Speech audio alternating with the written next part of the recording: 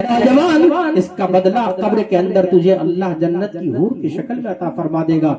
लिहाजा इसीलिए हुजूर ने कहा था रिश्ता करना तो अपनों में करना, ताकि तुम्हारा घर टूटे नहीं। आज हम लोग माल के चक्कर में बम्बई, कलकत्ता, दिल्ली, जहाँ बस माल मिल जाए, पैसा मिल जाए, ना उनका कैरेक्टर देखे, ना उनके खानदान वालों को देखे, ना उनका चाल चलन देखे, बस माल हो चाहे जैसा हो, बस पैसा हो चाहे जैसा हो, बस पैसा मिल जाए। यही कारण है कि शादी के बाद घर हमारे टूट गए, शादी के बाद मोहब्बतें खत्म हो गई, शादी के बाद उल्फत प्यार भाईचारगी खत्म हो गई। बस एक जुमला और सुनो, सरकार फरमाते हैं अल्लाह अल्लाह, एक सहाबी अर्ज करते हैं हुजूर पहली चीज लोग हुस्न को देखेगा, दूसरी चीज क्या देखेंगे? हुजूर फरमाते हैं ले मालेहा, इंसान दूसरी चीज रिश्ता करने में ये देखेगा कि माल है कि नहीं, दौलत है कि नहीं, पैसा है कि नहीं, रकम है कि नहीं।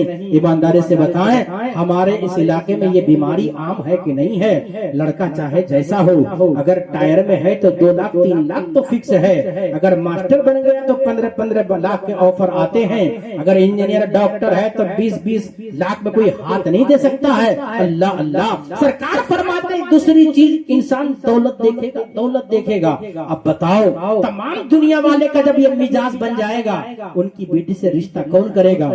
जिनका बाप कलकत्ता, बम्बई, दिल्ली में जाकर 10,000 की तनख्वाह कमाता है, 10,000 महाना कमाता है, 15,000 कमाता है। बताओ इस महंगाई के दौर में 10,000 काफी है क्या घर चलाने के लिए? अगर असोई पेठिया जाइए 500 रुपया लेकर झोला नहीं भरता है। जो घर का मुखिया है उससे पूछो ना जी, जो घर चलाता है उससे पूछो ना जी कि कैसे घर चला रहा है। तो जिसके पास 4 बेटी है, 3 बेटी है, 5 बेटियां हैं, वो बाप बेचारा मेहनत मजदूरी करके महीने में 15,000 कमा रहा है। वो बेटी के लिए नकदी का इंतजाम करेगा कि घर चलाएगा? वो बेटी के लिए पलंग का इंतजाम करेगा कि घर चलाएगा?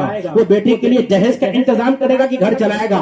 मैं अक्सर एक जुमला कहता हूँ, ऐ नौजवानों, एहसास कमतरी के शिकार मत हो जाओ। तुम मेहनत करके घर बनाते हो, अच्छा सा मकान बनाते हो, अच्छी बिल्डिंग बनाने का काम करते हो, जब शादी करके तुम लाता है, मकान तेरा होता है, कमरा तेरा होता है, लेकिन बिस्तर तेरा नहीं होता है। बिस्तर भी लड़की लेके आती है, पलंग भी लड़की लेके आती है, गद्दा भी लड़की लेके आती है, तकिया भी लड़की लेके आती है, बाइक भी लड़की लेके आती है, बर्तन भी लड़की लेके आती है, यहाँ तक कि गैस चूल्हा भी इस दौर में लड़कियां लेके आती है, LCD टीवी, इन्वर्टर, ये सारी चीजें लड़की लेके आती है।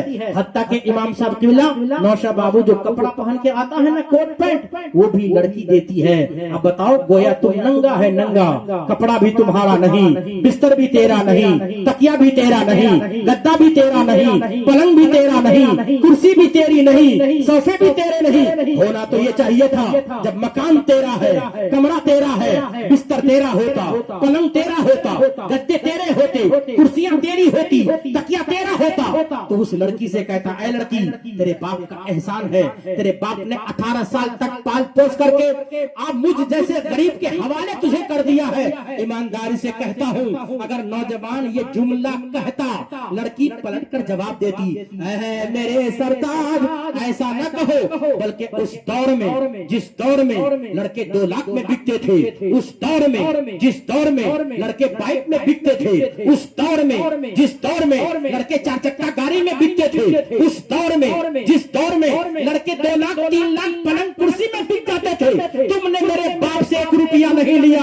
अगर पूरी लाइफ, पूरी जिंदगी तेरे कदम को धो करके पीऊंगी, तेरा हक अदा नहीं कर सकती, तेरा हक अदा नहीं कर सकती। तो लड़की ये जवाब देती, लेकिन ऐसा होता है जी? नहीं होता है। अगर लड़का लंगड़ा भी है ना, लंगड़ा, उसे भी चाहिए सुपर वाइट लड़की, उसे भी चाहिए सुपर स्टार गाड़ी, उसे भी चाहिए बेहतरीन कपड़ा, उसे भी चाहिए बेहतरीन लिबास, उसे भी चाहिए बेहतरीन पलंग। अल्लाह अकबर। ईमानदारी से दिल में हाथ रख के सोचना जी कि आया था कोई मौलाना जो दीवाना था, कुछ जुमले बोल के गया था। अब बताओ जिसके पास 4 बेटियां हैं, 5 बेटियां हैं, वो बाप बेचारा 15,000 महाना कमाता है, तुम्हें नकदी कहां से ला करके देगा?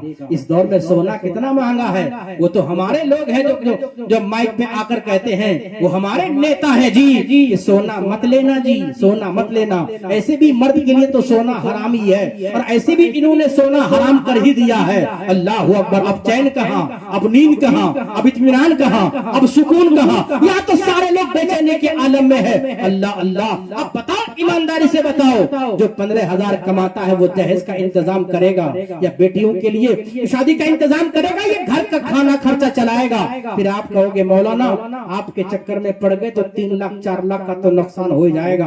नहीं नहीं, दौलत अल्लाह देता है। आए बाबू, हुजूर फरमाते हैं, ऐ नौजवान तेरे लिए बशारत है, अगर किसी गरीब की बच्ची को तुम बहू बना के लाया और सुहाग रात की रात पहला काम ये करना, तुम भी वजू बनाना, लड़की से भी वजू करवाना, तुम भी मुसल्ला बिछाना, उसे भी मुसल्ला देना, उस लड़की से कहना ऐ लड़की मेरे लिए दुआ कर। आका फरमाते हैं उस नए नवेली दुल्हन सुहाग रात की रात रब्बे कदीर की बारगाह में मुसल्ला बिछाकर हाथ उठाकर जो दुआ मांगेगी, अल्लाह तबारक व तआला उस दुआ को कबूल करेगा। और रब्बे कदीर उस लड़की की दुआ के बदौलत लड़का अगर फकीर होगा तो मालदार हो जाएगा, लड़का अगर कमजोर होगा तो ताकत वाला हो जाएगा। आका फरमाते हैं नए नवेली दुल्हन ने अगर हाथ उठा के दुआ कर दी तो वह अर्शे इलाही से टकरा गई।